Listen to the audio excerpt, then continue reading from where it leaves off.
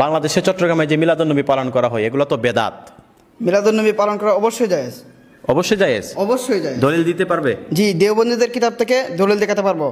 আচ্ছা, তাহলে বলো তো দেওবন্দীদের কিতাবে কি আছে? এমদাদুল্লাহ মুহাজিরে মক্কি, শামাইল এমদাদিয়া 87-88 পৃষ্ঠা। তিনি বলেন, মিলাদুন্নবী হারামাইন শরীফের সকল অধিবাসীরা পালন করেন। আচ্ছা, সেটাই আমাদের জন্য দলিলের জন্য যথেষ্ট হইবে। আর রাসূল সাল্লাল্লাহু আলাইহি সাল্লামের আলোচনা কিভাবে মন্দ হতে পারে? আলহামদুলিল্লাহ। তাহলে কিতাবটা হচ্ছে শামাইল এমদাদিয়া। শামাইল এমদাদিয়া, হাজী এমদাদুল্লাহ মুহাজিরে মক্কি। আপনারা দেখেছেন হাজী এমদাদুল্লাহ মুহাজিরে মক্কি ও দেওবন্দীদের আলেমের কিতাব থেকে দলিল দেওয়া হয়েছে। সকলে বলে আলহামদুলিল্লাহ। আলহামদুলিল্লাহ। তাহলে মিলাদুন্নবী পালন করা জায়েজ না না জায়েজ? জায়েজ। আচ্ছা, তাহলে বলো তো সাহাবীদের মধ্যে কেউ মিলাদুন্নবী এমন খরচ কিনা এরকম কি আছে? জি আছে। আচ্ছা, বলো তো। আল্লামা ইবনে হাজার হাইতামি আন-নিয়ামাতুল কুবরা আলাল আলাম। আচ্ছা, ওই কিতাবে কি আছে?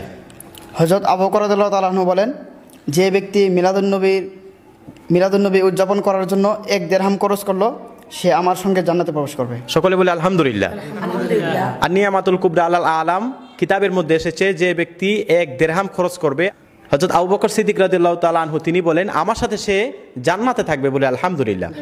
আচ্ছা, আর কোন সাহাবীদের এরকম কোন দলিল আছে? জি আছে। আচ্ছা, বলো তো। বিখ্যাত সাহাবী উমর রাদিয়াল্লাহু তাআলা আনহু। আচ্ছা, কি বলেছেন উনি? উনি বলেছেন, যে ব্যক্তি মিলাদুন্নবীকে সম্মান করলো, সে ইসলামকে জীবিত করলো। সকলে বলে আলহামদুলিল্লাহ।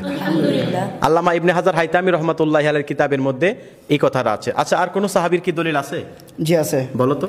উসমান রাদিয়াল্লাহু তাআলা আনহু বলেছেন যে মিলাদুন্নবী উদযাপন করার জন্য 1 দিরহাম ব্যয় করলো, সে যেন বদর ও হুনাইন যুদ্ধে অংশগ্রহণ করলো। সকলে বলে আলহামদুলিল্লাহ। আচ্ছা, আর কোন সাহাবী এরকম কি দলিল আছে কিনা? জি আছে। কে? আলী রাদিয়াল্লাহু তাআলা আনহু বলেন, যে মিলাদুন্নবীকে সম্মান করলো, সে পৃথিবী থেকে ঈমান নিয়ে বিদায় নিবে এবং বিনা হিসেবে জান্নাতে প্রবেশ করবে। সকলে বলে আলহামদুলিল্লাহ।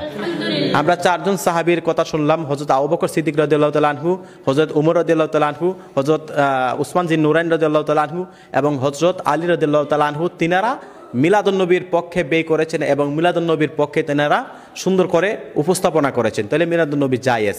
মিলাদুন্নবীর তাবারক অনেকে পায়খানার সাথে তুলনা করে, তাবারক খাওয়া কি যাবে? যাবে। আচ্ছা, বলো তো কিতাবে এরকম কোন দলিল আছে কিনা? শাহ আব্দুল হক মুহাদ্দিস দেহলভী আব্দুর রসামিন 40 পৃষ্ঠায় ওনার বাবা আব্দুর রহিম দেহলভী বলেন, আমি প্রতি বছরই মিলাদুন্নবীর জন্য খরচ করতাম, কিন্তু 1 বছর আমার কাছে সমর্থ ছিল না, তাই আমি কিছু চুলাবট কিনে ব্যয় করছিলাম। তারপর আমি স্বপ্নে দেখি রাসূল সাল্লাল্লাহু আলাইহি সাল্লামের সামনে এই চুলাবটগুলা, আর উনি আমার